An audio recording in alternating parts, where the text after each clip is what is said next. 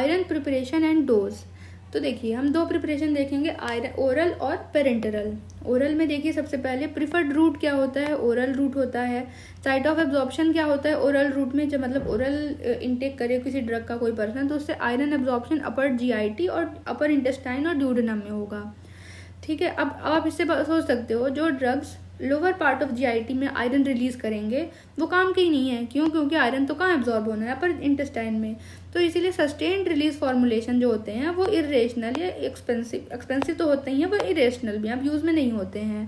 साथ में एक बात आपको याद रखना है, जो ओरल इनटेक किया जाता है लिक्विड फॉर्मुलेशन का, वो क्या करते हैं, स्टेन कर देते हैं टीथ को। तो इस कारण से हमें ध्यान रखना है कि अगर ओरल फॉर्मुलेशन कोई ले रहा है तो उसमें उसको लेते time back of the tongue में रखे और डायरेक्ट स्वेलो कर ले। तो ये लिक्विड फॉर्मुलेशन के लिए होता है। तो ये तो इंट्रोडक्शन हो गया। अब देखिए आपको कुछ डोज याद रखने हैं। तो प्रोफाइलेक्टिक डोज होता है 30 mg एलिमेंटल आयरन, मतलब कि सपोज आपके पास 325 mg का एक टैबलेट है, ओरल प्रिपरेशन वाला टैबलेट है। तो आपको ये मतलब नहीं कि उसमें 350 mg आयरन है, उसका ये मतलब कि उसमें कुछ अमाउंट ऑफ आयरन है और बाकी कुछ और चीज़ें भी उसमें एडेड हैं। तो जब हम बोल रहे हैं 30 mg एलिमेंटल आयरन, मतलब कि ड्रग का हम ड्रग नहीं बोल रहे 30 mg, हम बोल रहे हैं उस ड्रग में 30 mg एलिमेंटल आयरन होना चाहिए। तो प्रोफाइलेक्टिक डोज कितना होता है, 30 mg elemental iron per day. और थेराप्यूटिक डोज कितना होता है जो नॉर्मल दिया जाता है, वो है 200 mg elemental iron per day. ऐसा भी नहीं कि 200 mg के लिए आप लगातार एक टैबलेट खा लो, 3 डोज में इसको डिवाइड किया जाता है। ठीक है, किड्स में क्या होता है 3 से 5 mg पर kg दिया जाता है। अब देखिए एम्प्टी स्टमक जब इसको लिया जाता है तो वो बेस्ट है, मैक्सिमम एब्जॉर्प्शन होता है। लेकिन दिक्कत ये है कि वो उसके कारण क्या होते हैं, हायर साइड इफेक्ट्स आते हैं, जीआईटी साइड इफेक्ट्स आते हैं। तो इसलिए क्या किया जाता है कि या तो लार्ज डोज लिया जाए आफ्टर मील्स, या फिर थोड़ा थोड़ा स्मॉल डोज लिया जाए बिटवीन मील्स। तो ये दूसरा तरीका भी है डोज लेने का। ये बेटर होता है क्योंकि इसमें टॉलरेंस, जीआई टॉलरेंस होता है, इसमें साइड इफेक्ट्स कम आते हैं। तो इसलिए ये वाला ऑप्शन बेटर है। देन उसके बाद थेरेपी ड्यूरेशन पे अगर देखा जाए तो शुरुआत में हमने इस डोज में ड्रग्स वगैरह लिए, देन उसके बाद इसको कंटिन्यू किया जाता है तब तक जब तक नॉर्मल हीमोग्लोबिन ना हो जाए, लगभग 1 से 3 महीना। और फर्दर इसको कंटिन्यू किया जाता है 2 से 3 महीने तक, ताकि जो स्टोर है उसको भी रिप्लेनिश कर दे आयरन ये। ठीक है, देन उसके बाद अब देखते हैं प्रिपरेशन। तो इसमें आपको कुछ ड्रग हैं उनके नेम याद रखना है और उनमें कितना % आयरन होता है वो हमें याद रखना है। ठीक है, इधर तो ये नहीं भी याद हो कोई दिक्कत नहीं है, पर आपको % याद होना चाहिए। तो फेरस सल्फेट है, फेरस सल्फेट में आयरन हाइड्रेटेड फॉर्म में होता है 20%। जब फेरस सल्फेट हाइड्रेटेड होता है तो उसमें 20% आयरन होता है, और अगर ड्राइड है तो उसमें 32% आयरन होता है। फेरस फ्यूमरेट में 33% आयरन होता है। देन फेरस ग्लूकोनेट में 12% होता है, और कोलॉइड फेरिक हाइड्रोक्साइड में 50% आयरन होता है।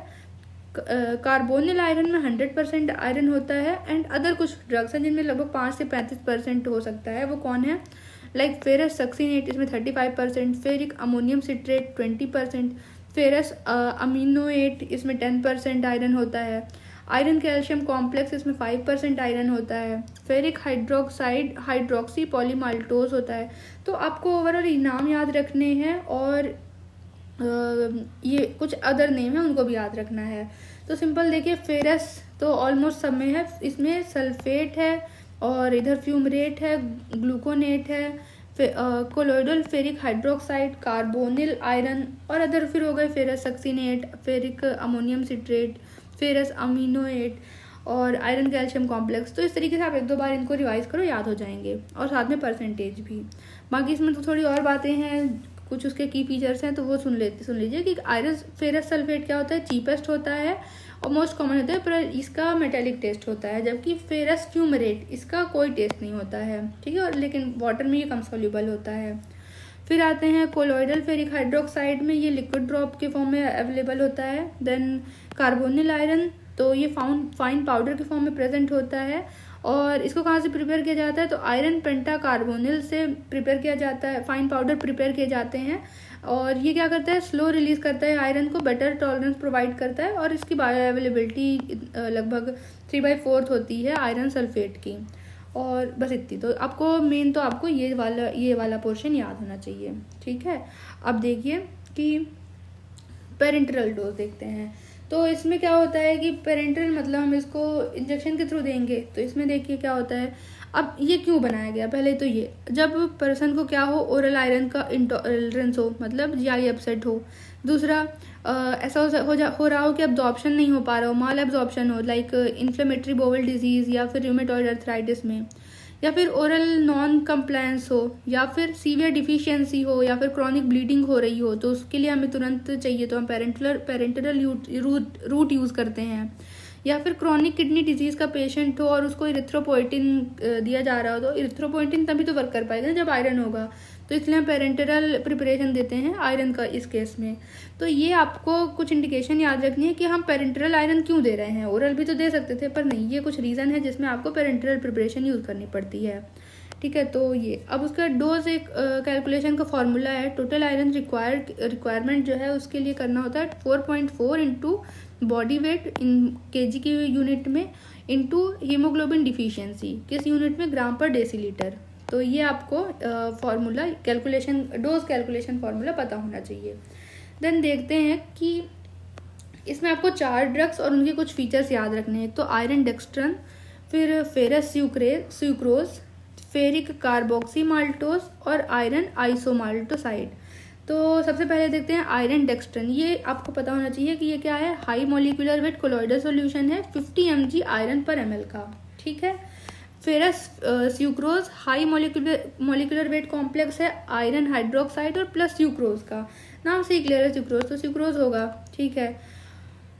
देन उसके बाद फेरिक कार्बोक्सी माल्टोज, तो ये iron hydroxide core plus carbohydrate shell.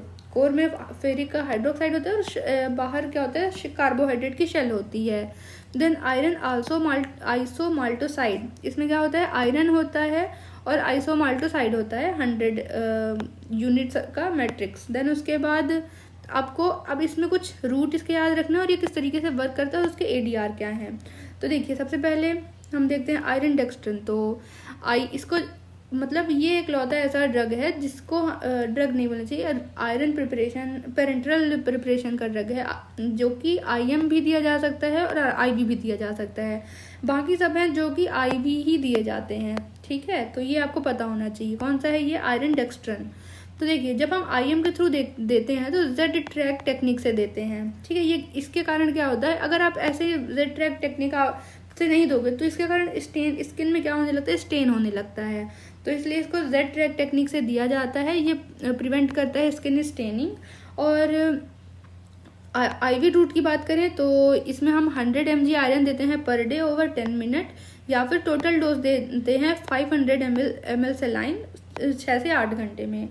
तो ये आपको पता होना चाहिए किसके लिए, आयरन डेक्स्ट्रन के लिए।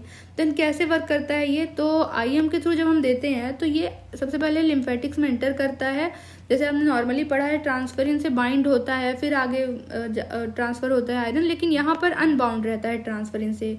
तो सिंपल ये क्या हुआ, लिम्फेटिक में एंटर किया, जो हमारी रेटिकुलो एंडोथेलियल सेल होती हैं, मतलब एक तरह की मॉडिफाइड मैक्रोफेजेस हैं, तो ये इनगल्फ करते हैं इसको, और आयरन वहाँ जाने के बाद डिसोसिएट होता है और फिर ये इरिथ्रॉन को भेज देता है फॉर द हीम सिंथेसिस, ठीक है। और 10 से 30% लोकली बाउंड रहता है आईएम में, एक्सक्रीशन इसका यूरिन पे नहीं हो, यूरिन और बाइल में कोई एक्सक्रीशन नहीं होता है। देन उसके बाद एडवर्स इफेक्ट क्या है, तो लोकल एडवर्स इफेक्ट पेन होगा, स्किन मतलब जहाँ पर लोकल इंजेक्शन लगाया गया वहाँ पेन होगा, और स्किन पिगमेंटेशन हो सकता है, स्टेराइल एब्सिस फॉर्म हो सकते हैं। सिस्टेमिक क्या एडवर्स इफेक्ट होते हैं कि fever, headache, joint pain, chest pain ये हो सकता है। रिस्क होता है एनाफाइलेक्टिक रिएक्शन का, वेस्कुलर कोलैप्स और अल्टीमेटली डेथ हो सकती है सीवियर केसेस में, ठीक है। तो ये इसके एडवर्स इफेक्ट हैं। तो ये आपको बात है आयरन डेक्स्ट्रन के लिए कि आईएम का तरीका क्या है देने का, और इसमें हमें पता है 25% एक्स्ट्रा ये डोज देता है, ठीक है। तो सिंपल आपको एक तो ये वाली बात याद रखना है, जेड टेक्निक और आईएम का डोज आईवी का डोज याद रखना है। फिर ये आपको सीक्वेंस समझ में आ गया तो इसको अलग से आपको याद करने की जरूरत नहीं है कि सबसे पहले लिम्फेटिक्स में गया, फिर आरई सेल में गया, वहाँ डिसोसिएट हुआ और फिर इरिथ्रॉन टारगेट साइट को दे दिया जहाँ हीम सिंथेसिस होना है। तो ये बात हो गई। देन साइड इफेक्ट आपने देख लिया कि पेन होता है, स्किन पिगमेंटेशन हो सकती है, फीवर, हेडेक, तो ये आपको हो गया। देन उसके बाद फेरस सुक्रोज, तो इसमें ये क्या होता है, आयरन हाइड्रोक्साइड होता है प्लस सुक्रोज होता है। ये सिर्फ आईवी दिया जाता है, या हमें कहना चाहिए मोस्ट प्रिफर्ड है आईवी। क्योंकि ये हाईली एल्कलाइन होता है, ठीक है। इस कारण से सबक्यूटेनियस और आईएम स्ट्रिक्टली कॉन्ट्रा इंडिकेटेड है। मतलब ऐसा मत करिएगा कि आप क्या करें, फेरस सुक्रोज देना है और आपने गलती से सबक्यूटेनियसली या आईएम के थ्रू दे दिया, वो स्ट्रिक्टली कॉन्ट्रा इंडिकेटेड है। तो आईवी बस दिया जाता है 100 mg आईवी ओवर 5 मिनट, और इसको फिर हम रिपीट कर सकते हैं टिल टोटल डोज रीच, जब तक जितना हमें रिक्वायर्ड डिफिशियंसी है आयरन की, जब तक वहाँ तक पहुँच ना जाए तब तक आप 100 mg आईवी दे सकते हो, मतलब 5 मिनट तक के लिए। तो और एक साथ आप सोचो कि टोटल जितना भी डोज चाहिए उस पर्सन को उतना डोज हम इकट्ठा दे दें, तो नहीं, वो नहीं करना है, वो नहीं पॉसिबल है, ठीक है। तो ये हो गई आयरन सुक्रोज के रूट की बात और डोज की बात। देन देखते हैं इसका मैकेनिज्म क्या होता है। तो सेम मैकेनिज्म है ऑलमोस्ट, कि ये रेटिकुलो एंडोथेलियल सेल इसको लेती हैं और इनगल्फ करती हैं, फिर आयरन डिसोसिएट होता है और टारगेट टिश्यू में भेज दिया जाता है और फिर यूटिलाइज होता है। तो और ये वाली बात तो मैंने आपको बताई थी कि आईएम और सबक्यूटेनियसली कॉन्ट्रा इंडिकेटेड है। इसके माइल्डर साइड इफेक्ट होते हैं, सेफर होता है देन आयरन डेक्स्ट्रन, और इसका इंडिकेशन है कि एनीमिया इन किडनी हम इसमें देते हैं, ठीक है। तो ये है। देन उसके बाद देखिए फेरिक कार्बोक्सी माल्टोस, तो इसको हम आईवी देते हैं, और इसमें क्या करते हैं 100 mg आईवी दे सकते हैं, या फिर 1000 mg इन 100 ml सेलाइन देते हैं। सेलाइन में ही देना है, ग्लूकोज मत याद कर लीजिएगा। तो 1000 mg इन 100 ml सेलाइन देते हैं 15 मिनट के लिए, और आईएम नहीं देते हैं। तो ये आपको बात इतनी याद होनी चाहिए इसके डोज के लिए। देन हम इसको रेटिकुलो, इसमें भी मैकेनिज्म सेम ही है, बस इसमें क्या होता है reticuloendothelial cell like bone marrow, liver और स्प्लीन, ये इसका क्या करेंगे, इनगल्फ करेंगे और टारगेट सेल में भेज देंगे ताकि हीम सिंथेसिस हो पाए। और इसका रिजल्ट क्या आता है, रैपिड इंक्रीज हो जाएगा हीमोग्लोबिन, और जो स्टोर रेप्लिशमेंट करता है। इसके अलावा इसका साइड इफेक्ट क्या है, तो ये साइट जो भी इंजेक्शन साइट है वहाँ पर पेन होगा, रैशेस, माइल्ड हेडेक हो सकता है, नोजिया, वॉमिटिंग, एब्डोमिनल पेन, ये हो सकता है। बहुत रेयर चांस है कि चेस्ट पेन, फ्लशिंग या एनाफाइलेक्टिक शॉक हो, ठीक है। अब देखिए लास्ट आते हैं आयरन आइसोमाल्टोसाइड, तो आइसोमाल्टोसाइड 100, इसमें ये भी आईवी डोज ही अवेलेबल है, लेटेस्ट इंजेक्शन है आयरन का इंडिया में। ये भी मैकेनिज्म क्या होता है कि taken by RE reticuloendothelial cell, releases very little labile iron और स्लोली रिलीज करता है, और फिर इरिथ्रोपोइटिक सेल इसको यूज करती हैं और हीम सिंथेसिस करती हैं। एक्सक्रीशन इसका होता है सिर्फ 1% यूरिन में, और सेफेस्ट एंड मोस्ट कन्वीनियंट है आईवी आयरन में, और अलॉन्ग विथ मतलब carboxy iron ferric carboxy maltose, इसके साथ ये क्या होता है सेफेस्ट और मोस्ट कन्वीनियंट होता है, ठीक है। अब देखिए इसके क्या क्या अब हमने जो देखा ओवरऑल सबका एक कॉमन यूजेस क्या क्या है, इंडिकेशन। तो आयरन डिफिशियंसी, आयरन दे रहे हैं कहाँ देंगे, आयरन डिफिशियंसी एनीमिया में ही देंगे, तो मोस्ट कॉमन इंडिकेशन है माइक्रोसाइटिक हाइपोक्रोमिक एनीमिया में। साथ में जिनमें मतलब जिनको क्रोनिक जीआई ब्लीड हो रहा हो like ulcer, inflammatory bowel disease, hookworm infection, तो इनमें हम देते हैं। मलेरिया, क्रोनिक इन्फ्लेमेशन, इनमें भी हम देते हैं। देन प्रोफाइलैक्सिस मेडिकेशन इंडिकेशन होता है menstruating women, second half of pregnancy में, इन्फेंसी में देते हैं, मिनोरेजिया में देते हैं, पोस्ट एक्यूट ब्लड लॉस में देते हैं। तो ये इसके इंडिकेशन है। अब ऑप्टिमम रिस्पॉन्स किस सीक्वेंस में आता है, तो सबसे पहले सपोज हमने ओरल आयरन लिया, हीमोग्लोबिन रीच होगा 0.5 से 1 ग्राम पर डेसीलीटर पर वीक, और इसके बाद ये फास्टेस्ट रिस्पॉन्स देगा सीवियर एनीमिया। देन उसके बाद क्या होगा, रेट डिक्लाइन हो जाएगा, ठीक है। तो ये इसका क्या है, इंडिकेशन है, और साथ में हमने देख लिया कि क्या सीक्वेंस में इसका रिस्पॉन्स आता है। अब देखिए एडवर्स इफेक्ट देखते हैं। तो अभी हमने सबका इंडिविजुअल एडवर्स इफेक्ट देख ही लिया है, पर एक बार इसको अगर कंबाइंड देखा जाए तो epigastric pain, heartburn, nausea, vomiting, bloating, ये सब कोलिक, ये सब क्या है, common GI irritation side effect हैं, एडवर्स इफेक्ट हैं। टेस्ट और लोकल में मेटेलिक टेस्ट प्रोवाइड करते हैं और स्टेनिंग ऑफ टीथ कराते हैं, अभी हमने देखा था। साथ में ये कॉन्स्टिपेशन करा सकते हैं, मोर कॉमन है due to astringent action of iron, और डायरिया करा सकते हैं क्योंकि इसका इरिटेंट एक्शन होता है आयरन का, और साथ में ये अल्टर करता है फ्लोरा को। मैनेजमेंट क्या है इसका कि ये इनिशिएट करता है इनिशिएट होता है लो डोज में, ग्रेजुअली एस्केलेट बढ़ता है टू ऑप्टिमम डोज। तो ठीक है, मेन तो साइड इफ़ेक्ट हमें इतना आपको पता होना चाहिए। ठीक है, अब देखिए नेक्स्ट बात करते हैं हम एक्यूट आयरन पॉइजनिंग।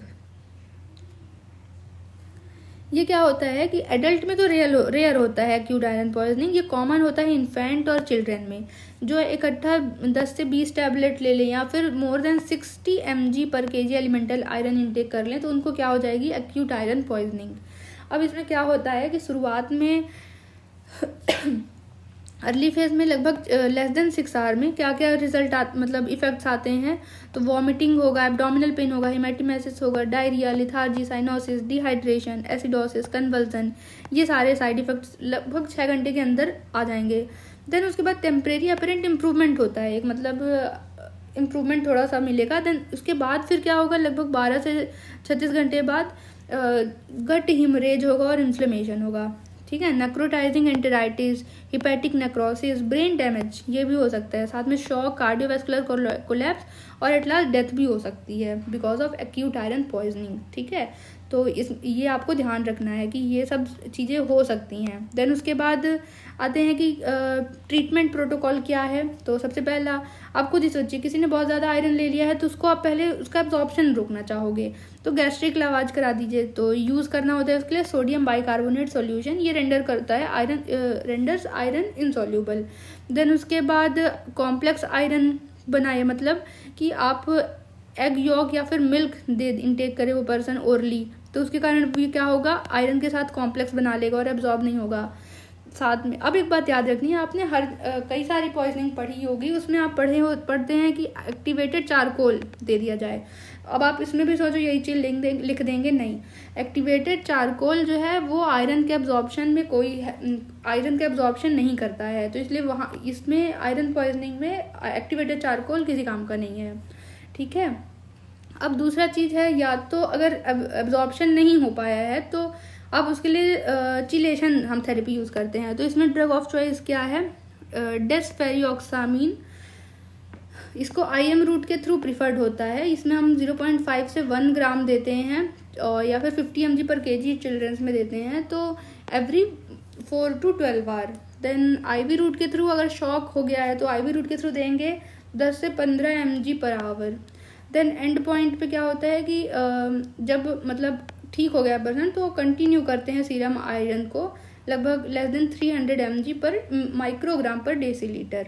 ठीक है, और अल्टरनेटिव मतलब जो हमने बोला डेस्फेरियोक्सामिन, इसके अलावा कौन अल्टरनेटिव इसके क्या है, DTPA और कैल्शियम EDTA, अगर डेस्फेरियोक्सामिन अनअवेलेबल है। ठीक है, अब देखिए क्या होता है कि हमने पढ़ा कि जब हम मेटेलिक पॉइजनिंग पढ़ते हैं तो उसमें क्या डाइमरकैप्रोल या BAL ये हम दे दिया जाता है, लेकिन यहाँ स्ट्रिक्टली कॉन्ट्रा इंडिकेटेड है। क्यों? क्योंकि ये आयरन के साथ चीलेट एक बनाता है जो कि टॉक्सिक होता है। ठीक है, तो ये ध्यान रखना है। अब इसके लिए सपोर्टिव मेजर क्या है कि मेंटेन करना है फ्लूइड को, इलेक्ट्रोलाइट बैलेंस को, और मेटाबॉलिक एसिडोसिस अगर हो रहा है तो उसे करेक्ट करना है, और विथ अप्रोप्रिएट IV इन्फ्यूज़न। तो एक बार देखते हैं हमने क्या क्या पढ़ा। शुरुआत से हमने ओरल प्रिपरेशन देखी, इसमें हमने क्या बोला कि इसका रूट लिखोगे आप, फिर उसके बाद क्या उसका साइट होता है एब्जॉर्प्शन का, साइट आपने देखा तो आपको याद आ गया कि सस्टेन्ड रिलीज फॉर्मुलेशन किसी काम का नहीं है, वो नहीं देना है। और उसके बाद आपको एक बात और याद आ गई कि ओरल इनटेक में आप जब लिक्विड फॉर्मुलेशन देते हो तो वो टीथ को क्या कर देते हैं, स्टेन कर देते हैं। ठीक है, फिर हमने देखा कि प्रोफाइलेक्टिक डोज क्या होता है और थेराप्यूटिक डोज क्या होता है। फिर हमने देखा कि किस टाइम मतलब क्या एक तो एम्प्टी स्टमक देना चाहिए वो बेटर है, और साथ में अगर आप एम्प्टी स्टमक नहीं दे रहे हो तो आफ्टर मील लार्ज डोज और बिटवीन मील्स स्मॉल डोज आप ये भी प्रिफर कर सकते हो, ये बेटर टॉलरेंस प्रोवाइड करता है। फिर हमने देखा कि जब हमने थेरेपी दे रहे हैं तो हम इसको कंटिन्यू करते हैं तब तक जब तक कि नॉर्मल हीमोग्लोबिन ना हो जाए, लगभग 2 से 3 महीने तक भी फर्दर देते रहते हैं ताकि जो स्टोर था वो रिप्लेनिश हो जाए। फिर हमने देखा कि कौन कौन से प्रिपरेशन हैं, उनके आपको परसेंटेज याद होना चाहिए और नाम भी, ferrous sulphate, ferrous fumarate, ferrous gluconate, colloid ferric hydroxide, carbonyl iron 100% इसमें होता है, और अदर कुछ हमने नेम देखे वो भी आपको याद होना चाहिए। फिर उसके बाद पेरेंटल प्रिपरेशन में आ गए हम। तो इसमें आपने देखा कि क्यों भाई, अभी ओरल तो सही अच्छा चल रहा था, फिर पेरेंटल क्यों आ गया, तो आपने देखा कि क्या रीज़न है। तो इनमें आप दे सकते हो पेरेंटल प्रिपरेशन, ठीक है। और इसमें हमने देखा उसका फॉर्मूला क्या है, 4.4 इंटू बॉडी वेट इंटू जितना हीमोग्लोबिन डिफिशियंट है।